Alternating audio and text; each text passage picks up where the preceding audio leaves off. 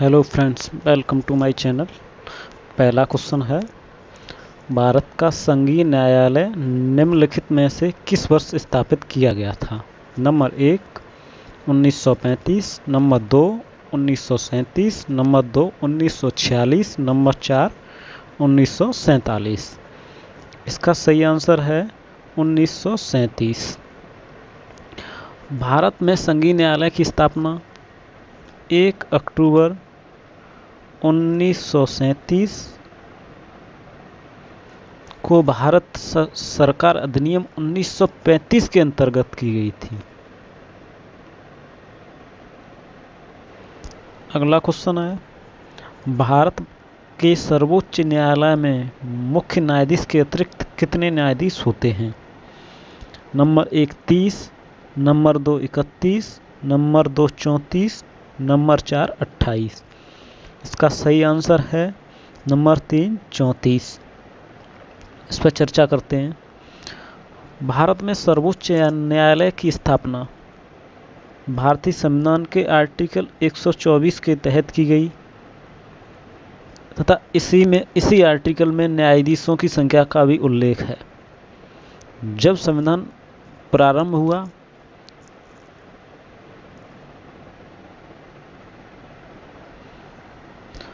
तब उच्चतम न्यायालय में न्यायाधीश की संख्या मुख्य न्यायाधीश के अतिरिक्त 7 थी।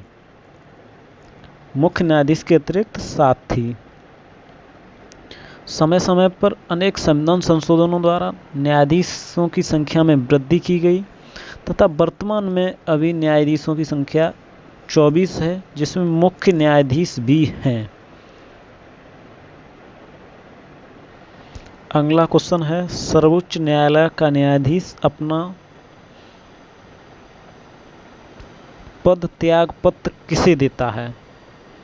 नंबर 1 मुख्य न्यायाधीश को, नंबर 2 राष्ट्रपति को, नंबर 3 प्रधानमंत्री को, नंबर 4 कानून मंत्री को। इसका सही आंसर है नंबर 2 राष्ट्रपति को। भारतीय संविधान के अनुच्छेद 124 2 का 124 2 का के अंतर्गत न्यायाधीश राष्ट्रपति को अपना त्यागपत्र देता है।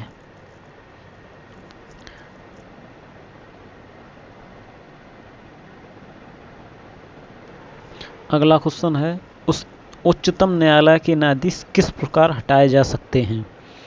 नंबर 1 मुख्य न्यायाधीश की इच्छा अनुसार, नंबर 2 राष्ट्रपति द्वारा, नंबर 3 राष्ट्रपति द्वारा सुप्रीम कोर्ट के मुख्य न्यायाधीश की सिफारिश पर, नंबर 4 राष्ट्रपति के द्वारा संसद की सिफारिश पर। इसका सही आंसर है नंबर 4 राष्ट्रपति के द्वारा संसद की सिफारिश पर। उच्चतम न्यायालय के मुख्य न्यायाधीश राष्ट्रपति द्वारा साबित कदाचार या असमर्थता के आधार पर संसद की सिफारिश पर महाभियोग प्रस्ताव पारित होने के बाद हटाए जा सकते हैं। इस प्रक्रिया का वर्णन संविधान के अनुच्छेद 124 4 एवं 5 में दिया गया है। अगला क्वेश्चन और आंसर दोनों एक ही में है। उच्चतम न्यायालय के न्यायाधीश के लिए सेवानिवृत्त की आयु कितनी होती है? इसका है 65 वर्ष। अगला क्वेश्चन है, उच्चतम न्यायालय के न्यायाधीशों का वेतन निर्धारण किया जाता है। वेतन निर्धारण किया जाता है। इसका पहला ऑप्शन है राष्ट्रपति द्वारा नियुक्त वेतन आयोग द्वारा, दूसरा ऑप्शन है विधि आयोग द्वारा, तीसरा है संसद द्वारा, चौथा है मंत्रिपरिषद द्वारा। इसका सही आंसर है संसद द्वारा। उच्चतम न्यायालय के न्यायाधीशों का वेतन का निर्धारण संसद द्वारा बनाई गई विधि के द्वारा होता है। अगला क्वेश्चन है, भारत के सर्वोच्च न्यायालय के कार्यवाहक मुख्य न्यायाधीश की नियुक्ति करता है। नंबर 1 सर्वोच्च न्यायालय का मुख्य न्यायाधीश, नंबर 2 प्रधानमंत्री, नंबर 3 राष्ट्रपति, नंबर 4 कानून मंत्री। इसका सही आंसर है राष्ट्रपति। नंबर 3 राष्ट्रपति। ऐसा तब किया जाता है जब मुख्य न्यायाधीश का पद रिक्त हो अथवा वह अपने कर्तव्यों का निर्वहन करने में असमर्थ हो। अगला क्वेश्चन है, संविधान की व्याख्या करने का अंतिम अधिकार किसे है?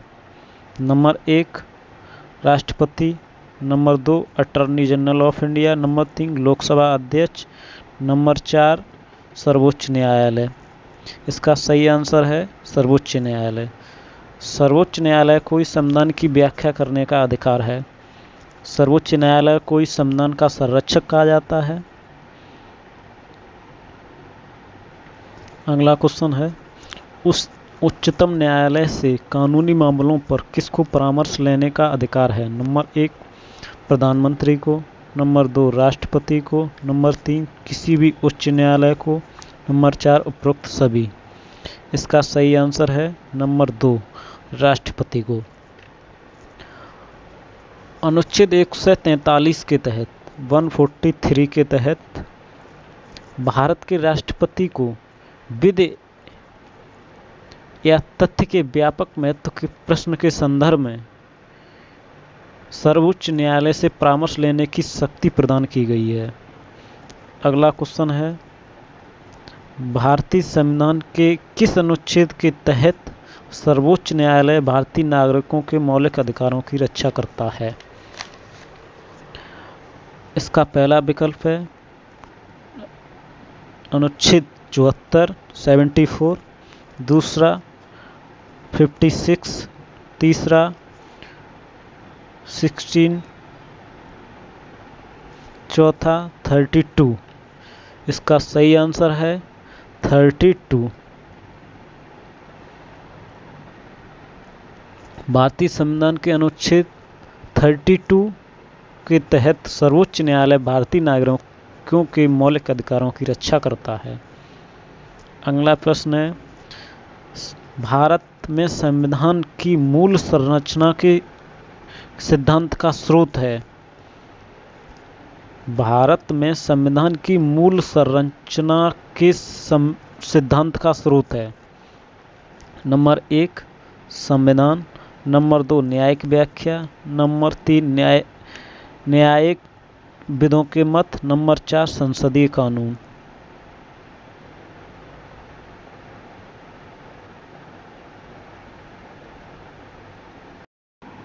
इसका सही आंसर है नंबर 2 न्यायिक व्याख्या। केशवानंद भारती बनाम भारत संघ के बाद में न्यायमूर्ति सीकरी ने संविधान की मूल संरचना अथवा बुनियादी ढांचे के सिद्धांत की व्याख्या की थी। Thank you friends.